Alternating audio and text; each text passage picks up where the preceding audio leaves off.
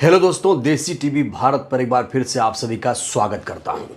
दोस्तों, ईवीएम के मुद्दे को लेकर एक बार फिर से घमासान छिड़ गया है और इस बार जो आवाज़ आई है वो विपक्ष की तरफ से नहीं बल्कि बीजेपी के खेमे से आवाज़ उठी है।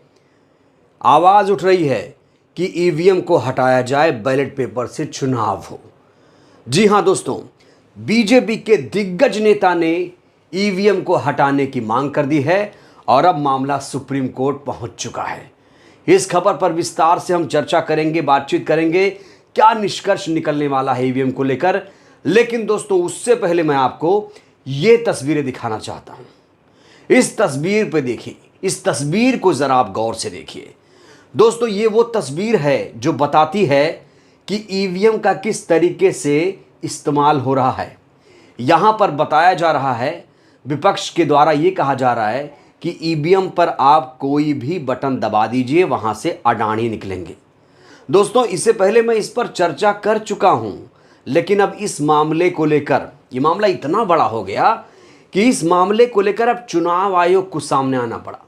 वही चुनाव आयोग जो 962 पेज का हलफनामा ईवीएम को बचाने के लिए सुप्रीम कोर्ट में लाता है, उसकी भी मैं बात करूंगा दोस्तों।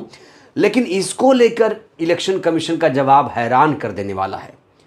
दोस्तों, इस कार्टून में बहुत सारी चीज़ें छुपी हुई हैं। यहाँ पर ये बताया जा रहा है कि आप बटन कोई भी दबाइए, वहाँ से अडानी निकलेंगे, मतलब कि बीजेपी की जीत होगी। सिंपल सा इसका फॉर्मूला है। लेकिन अब चुनाव आयोग ने इसको लेकर जवाब दिया है और वो जवाब मैं आपको भी बताना चाहता हूँ कि चुनाव आयोग ने इसको लेकर जवाब आखिर क्या दिया। दोस्तों, चुनाव आयोग का जवाब पूरे देश को जानना चाहिए, इसीलिए हम बड़ी ही जिम्मेदारी के साथ आप लोगों तक ये जवाब पहुंचा रहे हैं, क्योंकि मैं चाहता हूं कि हमारे देश की जनता, जो मतदाता हैं, जो आप लोग हैं, उससे कितना संतुष्ट हैं। आप लोग संतुष्ट होंगे तब माना जाएगा कि लोकतंत्र स्वस्थ तरीके से चल रहा है। चुनाव आयोग ने बयान जारी कर ईवीएम से मतदान की पूरी प्रक्रिया समझा दी है। कहा गया है कि निर्वाचन प्रक्रिया में पारदर्शिता और विश्वसनीयता बढ़ाने के लिए प्रत्येक मतदान केंद्र पर ईवीएम के साथ वीवीपैट का भी प्रयोग किया जाएगा। दोस्तों, क्या आप संतुष्ट हैं? क्या आप संतुष्ट हैं कि बहुत ज़्यादा चुनाव में ईवीएम से पारदर्शिता होती है? क्या विश्वसनीयता बढ़ी है ईवीएम की? मैं आप लोगों से पूछना चाहता हूं, क्योंकि चुनाव आयोग आप लोगों को समझा रहा है। चुनाव आयोग यहां पर साफ तौर पर कह रहा है कि चुनाव प्रक्रिया में, निर्वाचन प्रक्रिया में पारदर्शिता, ट्रांसपेरेंसी, आपको याद होगा इसी शब्द का जिक्र माननीय प्रधानमंत्री जी ने भी किया था कि इससे ईवीएम से जो है ट्रांसपेरेंसी, इफिशिएंसी आती है और ईवीएम पर सवाल खड़े करने का मतलब है लोकतंत्र पर सवाल खड़े करना। भारतीय जनता पार्टी के द्वारा एक परिभाषा गढ़ी गई है। तो दोस्तों, आप लोग संतुष्ट हैं? मुझे तो नहीं लगता कि हमारे देश की जनता जो है वो इस बात से संतुष्ट होगी कि ईवीएम से पारदर्शिता आती है, ट्रांसपेरेंसी होती है। आप लोग ज़रूर बताइएगा कि आप लोग क्या इस बयान से संतुष्ट हैं। ज़रूर लिखिएगा दोस्तों। लेकिन इस चेहरे को ज़रा देखिए, इस चेहरे को ज़रा गौर से देखिए दोस्तों, क्योंकि इस चेहरे ने इस बार मोदी को परेशान करके रख दिया है। इनका नाम है सुब्रमण्यम स्वामी। जी हाँ दोस्तों, ईवीएम के खिलाफ लगातार पिछले 12 से 13 सालों से लगातार वो ईवीएम के खिलाफ आवाज़ उठा रहे हैं। लेकिन जैसे ही मोदी जी ने ईवीएम की तारीफ की, सुब्रमण्यम स्वामी और ज़्यादा भड़के हुए नजर आ रहे हैं। दोस्तों, ये खबर देखिए आप, 2024 चुनाव से पहले सुप्रीम कोर्ट में जांच के लिए दायर कर सकता हूं याचिका। यानी जो ईवीएम के खिलाफ आवाज़ है, ना सिर्फ विपक्षी पार्टियां बल्कि अब बीजेपी के खेमे से आवाज़ उठ रही है। और सुब्रमण्यम स्वामी कोई छोटे मोटे नेता नहीं हैं, वो एक कानून के जानकार भी हैं, बीजेपी के दिग्गज नेता हैं।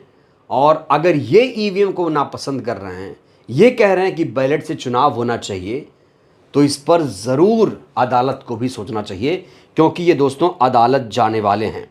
तो सुब्रमण्यम स्वामी 2024 के लोकसभा चुनाव से पहले फिर उन्होंने ईवीएम का मुद्दा उठा दिया है। और दोस्तों एक ट्वीट किया है उन्होंने ईवीएम को लेकर। सुब्रमण्यम स्वामी ने एक ट्वीट किया है, ज़रा गौर से सुनिएगा। उन्होंने कहा, मेरे द्वारा साल 2014 में ईवीएम में वीवीपैट के इस्तेमाल वाली रिट याचिका पर सुप्रीम कोर्ट के फैसले की 2024 के लोकसभा चुनाव से पहले समीक्षा होनी चाहिए, क्योंकि चुनाव आयोग द्वारा ईवीएम में कुछ बदलाव किए गए हैं। ये सनसनीखेज बयान है दोस्तों। चुनाव आयोग द्वारा ईवीएम में बदलाव किए गए हैं। दोस्तों एक बयान भी सामने आया है। उन्होंने पत्रकारों से बातचीत करते हुए कहा है, चूंकि ईवीएम में हेरफेर की बहुत गुंजाइश है, इसलिए मैं चुनाव में उनके इस्तेमाल का विरोध करता हूं। विरोध करने की वजह समझिए आप, वो कह रहे हैं कि ईवीएम में हेर फेर की बहुत ज़्यादा गुंजाइश है और इसीलिए ईवीएम हमारे देश के लिए सही नहीं है, क्योंकि ये अमेरिका, इंग्लैंड, फ्रांस जैसे तमाम विकसित देशों में भी बैन कर दिया गया है ईवीएम को। एक मशीन से अगर आप चुनाव करा रहे हैं तो कहीं ना कहीं ये विश्वसनीयता पर सवाल खड़े करती है। हालांकि ये बात और है कि भारतीय जनता पार्टी आजकल ईवीएम के पक्ष में नजर आ रही है। वो ईवीएम की लगातार तारीफ कर रही है, हर स्तर पर तारीफ कर रही है। लेकिन जब कांग्रेस की सरकार थी तो तमाम जो बीजेपी के नेता, चाहे आडवाणी हो, चाहे जीवीएल नरसिम्हा राव हो, ये नेता लगातार खुलकर ईवीएम का विरोध करते थे।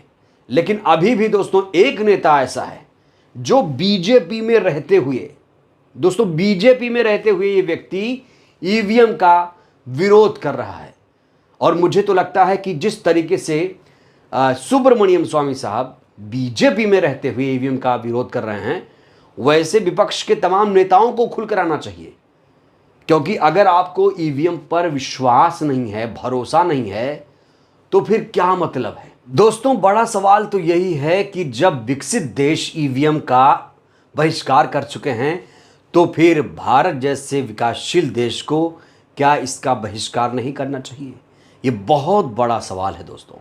और दोस्तों आपको फिर बताऊंगा कि ईवीएम का जो मुद्दा है अब सुप्रीम कोर्ट में जा चुका है। जी हाँ दोस्तों, तमाम तरह की इसको लेकर याचिकाएं लगाई गई हैं। हालांकि इलेक्शन कमीशन जो है दोस्तों, इसको लेकर लगातार दलीलें दे रहा है कि ईवीएम नहीं हटना चाहिए। तो दोस्तों इलेक्शन कमीशन ने कहा है कि सभी वीवीपैट पर्चियों की मैनुअल गिनती में समय लगेगा, मानवीय त्रुटि की संभावना है। 962 पेज का हलफनामा तैयार किया है। इलेक्शन कमीशन ने ईवीएम का इस्तेमाल होने के लिए बैलेट के खिलाफ जाकर 962 पेज का हलफनामा तैयार किया है। आप समझ सकते हैं कितना टाइम लगा होगा, कितनी मेहनत लगी होगी 962 पेज का हलफनामा तैयार करने में। दोस्तों इलेक्शन कमीशन तो यहाँ काफ़ी मेहनत कर रहा है, राज्यों में चुनाव करा रहा है, देश में चुनाव करा रहा है, सुप्रीम कोर्ट में केस भी लड़ रहा है, ईवीएम का समर्थन भी कर रहा है। दोस्तों जिस तरीके से चुनाव आयोग ईवीएम के समर्थन में है, मुझे नहीं लगता कि वो बैलेट पेपर को देश में आने देगा, क्योंकि पुरजोर तरीके से वो इस समय ईवीएम के साथ खड़ा है और ईवीएम का वो समर्थन कर रहा है। लेकिन सुब्रमण्यम स्वामी ने क्या कहा था, सुब्रमण्यम स्वामी का ये बयान भी आप देखिए। उन्होंने कहा था, मैंने पहले ही कहा था ईवीएम में हो सकती है धांधली। एससी ने भी माना है, सुप्रीम कोर्ट ने भी माना है। सुब्रमण्यम स्वामी कह रहे हैं सुप्रीम कोर्ट ने भी माना है कि ईवीएम से धांधली हो सकती है। दोस्तों एक वाक्य और आपको सुनाऊंगा। एक बार वीवीपैट के पर्चियों की काउंटिंग हो रही थी और दूसरी तरफ जो ईवीएम की काउंटिंग हो रही थी, अंतर आया तो ईसी जानते क्या कह रहा था, इलेक्शन कमीशन कह रहा था कि वोट काउंट से अंतर आया तो इंसानी गलती है। जो मॉक पोल होता है ना, मॉक पोल, जब आप चुनाव होता है तो लोग चुनाव से पहले जो मतदान करते हैं, कहता कि मॉक पोल के वोटों को डिलीट करना भूल गए थे।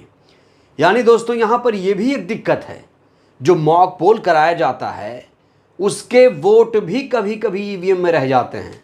ये तो एक नई जानकारी मिली है। इलेक्शन कमीशन के द्वारा एक नई जानकारी दी गई है कि मॉक पोल जब होता है तो उसके वोट को हम लोग डिलीट करना भी भूल जाते हैं, इसलिए वोट काउंट में अंतर आ जाता है। इंसानी गलती है, ये ईवीएम की गलती नहीं है। कौन कह रहा है कि ईवीएम की गलती है? इंसान ही ईवीएम में छेड़छाड़ करेगा, धांधली करेगा, घोटाला करेगा। ईवीएम तो खुद करेगी नहीं। तो दोस्तों, विपक्ष जहां ईवीएम को लेकर नाराज है, वहीं पर अब बीजेपी के दिग्गज नेता भी ईवीएम के खिलाफ कूद पड़े हैं। अब देखते हैं सुप्रीम कोर्ट इस पर क्या फैसला लेता है।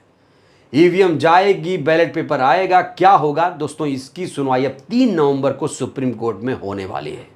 तो दोस्तों, आपको क्या लगता है, क्या सुप्रीम कोर्ट ईवीएम के खिलाफ सख्त फैसला लेगा? इस सवाल को लेकर आप लोग क्या सोचते हैं? अपनी राय आप जरूर दीजिएगा। वीडियो को लाइक करिए, चैनल को सब्सक्राइब करिए, वीडियो को जन जन तक पहुंचाइए, जिससे देश की जनता जागरूक हो। जय भारत, जय संविधान।